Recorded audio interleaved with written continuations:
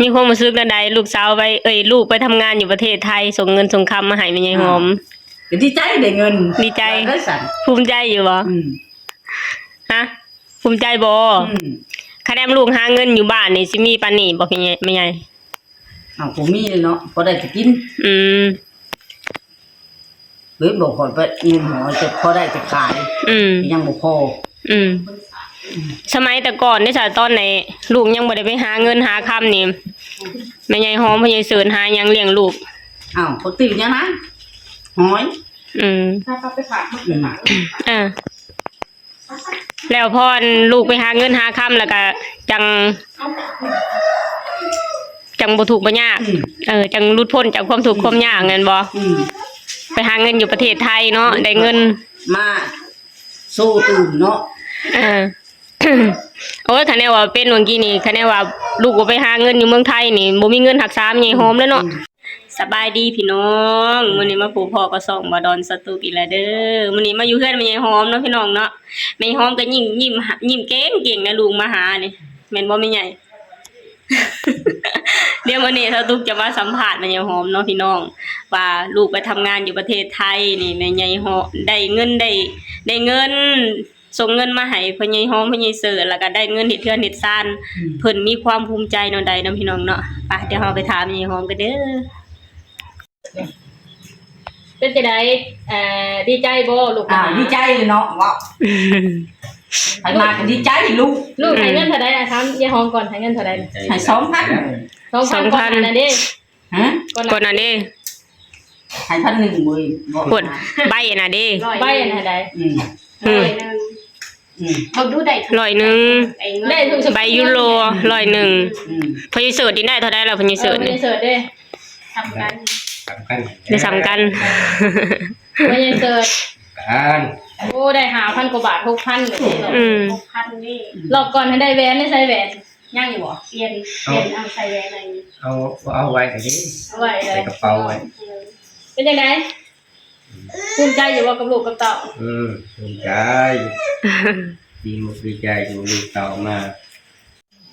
ถามยายหอมนี่เป็นจังได๋มีความรู้สึกจังได๋ลูกสาวไปลูกไปทำงานอยู่ประเทศไทยส่งเงินส่งคำมาให้แม่ยายหอมดีใจได้เงินดีใจได้สั่นภูมิใจอยู่บ่ฮะภูมิใจบ่คะแนนลูกหาเงินอยู่บ้านนี่สิมีปานนี้บ่พี่แม่ใหญ่ผมมีเลยเนาะพอได้จะกินหรือบอกก่อนไปเงินหอจะพอได้จะขายยังบ่พอสมัยแต่ก่อนนี่จ้ะตอนไหนลูกยังบ่ได้ไปหาเงินหาคำนี่แม่ยายหอมพ่อใหญ่เสิร์ชหายังเลี้ยงลูกปกติเนี่ยนะหอยถ้าเขาไปฝากแล้วพอลูกไปหาเงินหาคำแล้วก็จังบ่ทุกข์บ่ยากจังหลุดพ้นจากความทุกข์ความยากงั้นบ่ไปหาเงินอยู่ประเทศไทยเนาะได้เงินมาสู้ตื่นเนาะโอ้ยคะแนนว่าเป็นเมื่อกี้นี่คะแนนว่าลูกก็ไปหาเงินอยู่เมืองไทยนี่บ่มีเงินรักษาแม่ยายหอมแล้วเนาะ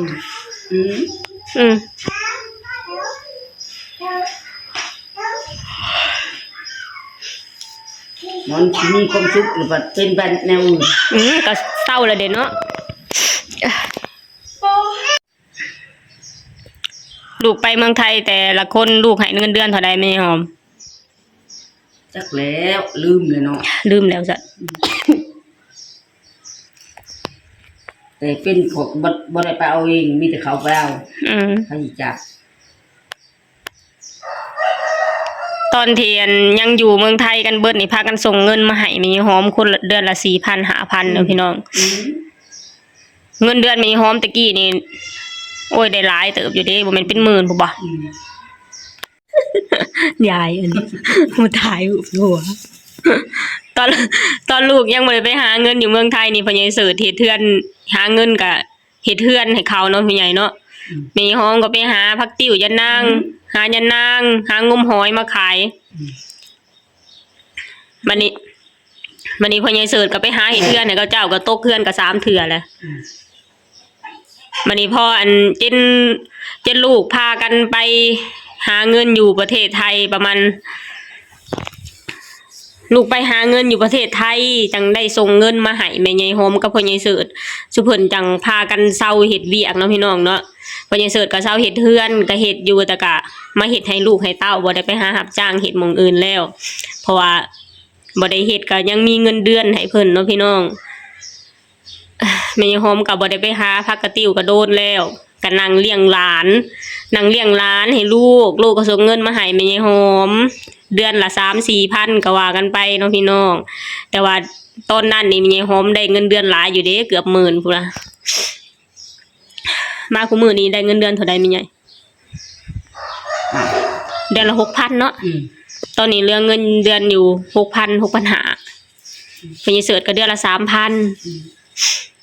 ต้องขอบคุณประเทศไทยลีเดเนี่ยเฮ็ดให้แม่ยายหอมกับพ่อใหญ่เสิร์ชสุขสบายย้อนลูกไปหาเงินอยู่ประเทศไทยส่งเงินมาให้เนาะแม่ใหญ่เนาะแม่ยายหอมก็เป็นคนเว้าบ่เก่งพี่น้องเอ้ยแต่ด่าเก่งเนาะ จุดเดียวนี้ได้ไปเลยพี่ยังก็ได้เงินก็ได้จ่ายเลยเว้าก็ได้หยังก็เว้ามาติละภูมิใจนำลูกอีมีหยังแน่ลูกไปหาเงินอยู่ไทยนะอ้าวก็ได้เฮือนเลยลูกก็ได้เฮือนผู้หลังแหละสิเว้าหยังแล้วก็ภูมิใจหยังอีกลูกส่งเงินส่งทำมาให้เด้ซะนี่แต่แม่หอมเพิ่นก็ดีใจอะไรพี่น้อง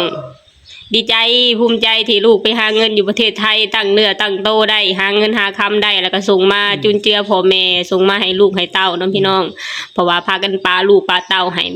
2 เท่าเพิ่นเลี้ยงน้องพี่น้องเนาะทางแม่ยายหอมกะย่ำมันมีผู้นั้นผู้นี้ขายดินขายดอนก็โทรไปหาลูกเนาะพี่น้อง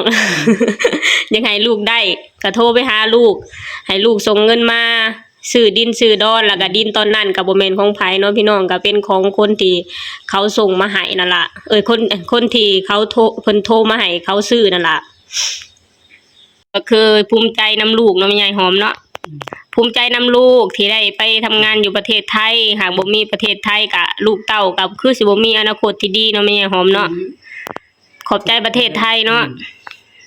คะแนนว่าบ่ไปหาเงินอยู่ไทยหาเงินอยู่บ้านเฮาก็ได้แต่อยู่แต่กินเนาะแม่ใหญ่เฮ็ดเฮือนก็คือสิบ่ได้เฮือนหลังใหญ่ถึงขนาดนี้เนาะโอเคพี่น้องแม่หอมเพิ่นก็ภูมิใจและดีใจเนาะพี่น้องเนาะที่ลูกเต้าไปหาเงินหาคำอยู่ประเทศไทยแม่หอมเพิ่นเป็นคนเว้าบ่เก่งเนาะพี่น้องอยู่หน้ากล้องนี่เพิ่นสิเว้าบ่เก่งปานใดเด้อนั่นได้เพิ่นก็ยังภูมิใจคือเก่าแล้วเนาะไปทำงานอยู่ไทยทุกมื้อในการลูกเต้าที่ยังหาเงินอยู่ไทยก็ยังส่งเงินมาให้แม่หอมคือเก่าเนาะพี่น้องเนาะโอเคสำหรับคลิปนี้ก็ขอจบลงเท่านี้ก่อนเด้อฝากให้พี่น้องกดไลค์กดแชร์กดติดตามให้ช่องวดอนสาวตุ๊กหน่อยเด้อบ๊ายบายดูเป็นไงบ๊ายบาย